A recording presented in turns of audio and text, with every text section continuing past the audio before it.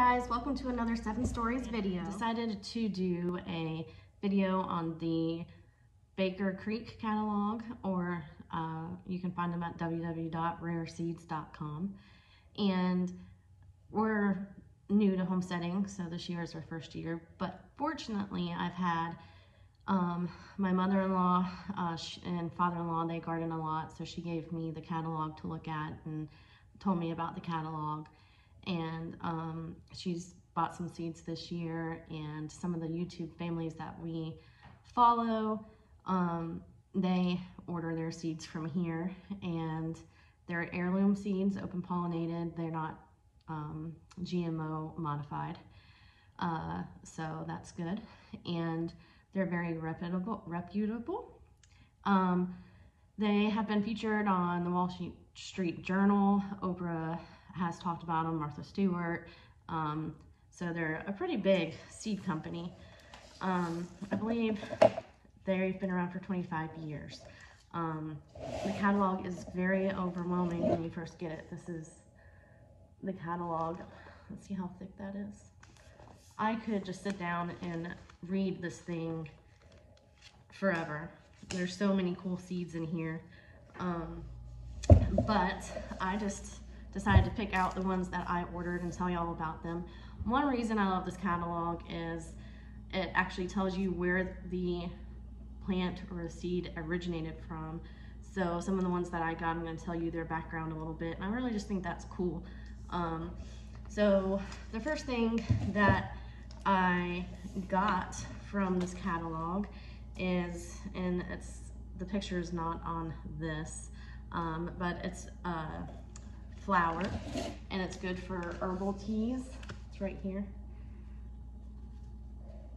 And some of it, the orange one smell like a minty citrus, and the other one has like a root beer scented, I don't want to say fragrance, there we go, not flavor. Anyway, so they attract butterflies and bumblebees and hummingbirds, so I thought those would be good to get to have, and that'll bring them to the garden hopefully and attract more of the insects we need. Also, you get a free seed when you order, I think, a certain amount. So these are the free seeds I got. Old Tokyo something, some kind of collard green looking thing. So we'll try those and see how they go. I got 3 different kinds of carrots. So there's this one, and I just thought the colors were really fun. I thought all my kids would love that. For those of you that don't know, we have 5 kids, so I just thought that would be something that maybe, if it looked fun, they would eat it and try it. But here is the picture of where they are in the catalog, and then it just has a little thing telling you about it. It's an old French heirloom variety, still popular among home gardeners. It is an early and very adaptable carrot that can be planted outside from March until July. It's amazingly, it will keep its colors after cooking, and its flavor is consistently sweet with a good carrot flavor. So it just kind of gives you a little description of what it is, what it tastes like, and how it does. Let's see, another carrot that I got is this Kyoto red carrot. Supposedly it's supposed to taste like berries or have that kind of flavor, and it says right here, is sweet and floral with a distinct taste of berries and watermelon. It's one of our favorites. So it's from the Japanese Kentoki type sweet red carrot. They're grown in Japan, traditionally eaten on the Japanese New Year, often carved into the shape of a plum blossom to represent fertility in the coming year. These carrots have an exceptional texture and very sweet, slightly watermelon flavor. A perfect variety for late summer, fall, or winter gardening. So I'm really excited to try that one, and I really hope the kids will like it too. The next carrot I got is the orange carrot, and it's supposed to be sweet and fruity. I guess you could maybe use it for desserts if you wanted to. I don't really know, but I just figured the sweeter the carrot, the better my kids might eat it. I don't know. We'll try it. I got a couple tomatoes. So these are the Sunrise Bumblebee tomatoes. One of my friends from Co-op got these and said that they were really good. One of her favorites to get. So I wanted to try those. Now this one is unusual, the Black Beauty tomato. I'm real excited to try that one too. And in its little description, let me get to it. Here's the picture in the book. The darkest tomato we know, a dark, meaty, very rich, fleshed tomato with extreme expression, same antioxidants and blueberries and blackberries, so dark that some tomatoes turn solid blue, black on the skin. Deep red flesh is among the best tasting of all tomatoes, rich, smooth, and savory with earthy tones. So, sounds promising, but we'll see how it does. Next I got some peppers, and the datil, I guess that's how you say it. They originate from St. Augustine, which is close to us. So I was real excited to get something that pretty much originates in this area. And with this one in the catalog, they actually have a recipe to go with it. So here's the pepper right here. And then this down here is the recipe for pepper jelly. And it's a little bit of spicy pepper, but I don't think it's too bad.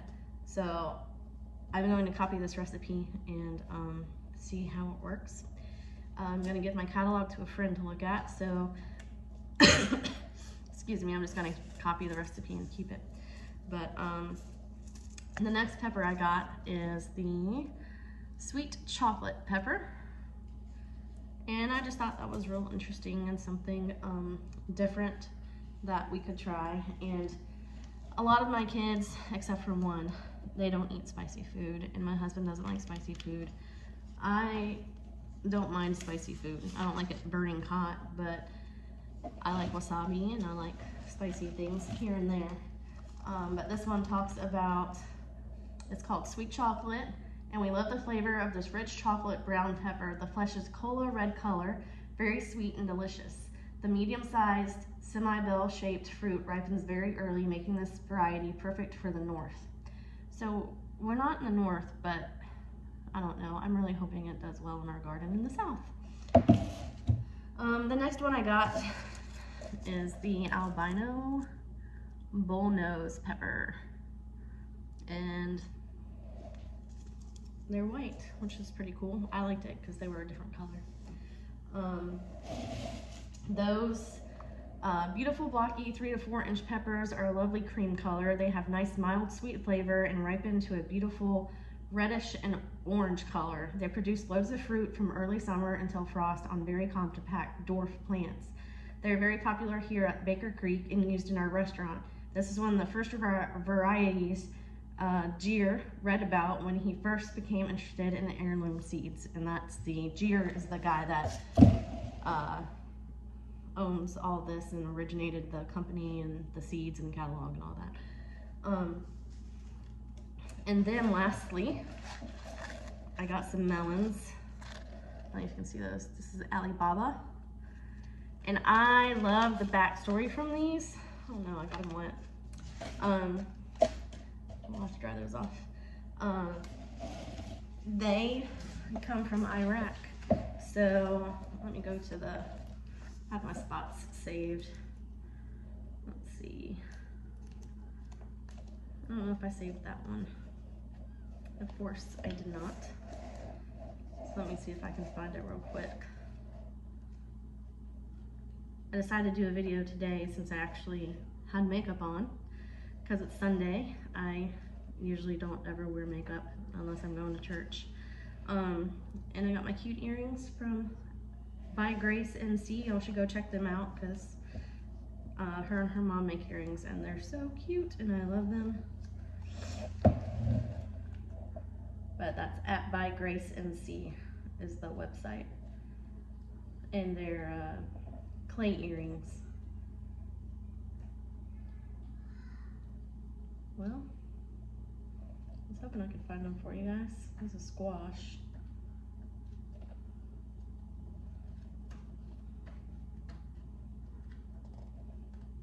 Oh, I just passed them. Here they go, Alibaba. Here's the picture. See that? And the description behind these is, we introduced this fine variety about 20 years ago after we were sent seed by Azinail, an Iraqi gentleman who had collected this fantastic variety in Iraq. It is now nearly impossible to get seeds from this ancient country whose people have lost much of their genetic heritage in the long bloody war. Now our corporate agriculture has been kindly suggested to native farmers who are losing thousands of years of plant breeding work. The 20 to 30 pound melon have hard light green rinds that make them perfect for shipping and storage. The light color makes them resistant to sunburning. Plants are large, vigorous, and give heavy yields of oblong fruit, which do well in many conditions. The flavor is superb, being very sweet and luscious, and the texture is very crisp. This is a bestseller and is a favorite of Dr. Amy Goldman and featured in her book, Melons for the Passionate Grower.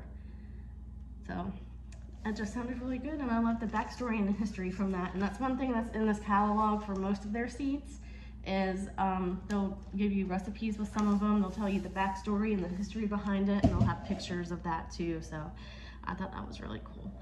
But I just wanted you guys to know about Baker Creek, and I'm sure a lot of y'all do know, but those who are just starting or experimenting with gardening or homesteading or what you're doing, they are a great resource for great seeds.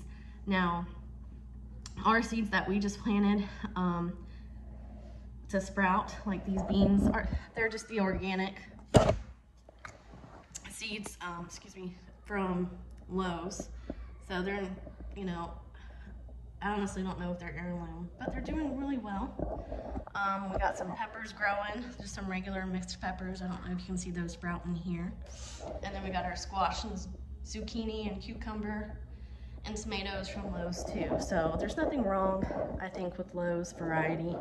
I just think these have more variety of different stuff you can't find there. So if you ever want to experiment with something new. So anyway, I hope y'all enjoyed that and maybe learned something from it. But I am very excited to be planting these seeds this year and trying them, and I can't wait because my kids actually say they're going to try them too. And I am determined to find a tomato that Casey likes because he doesn't like tomatoes either. So I'm gonna keep growing every kind of tomato I can, and I'm gonna see if there's one that he likes and the kids like that I can just keep growing. So that's my goal with that. Anyway, I hope everyone has a good week, and thank you for watching the video. Bye.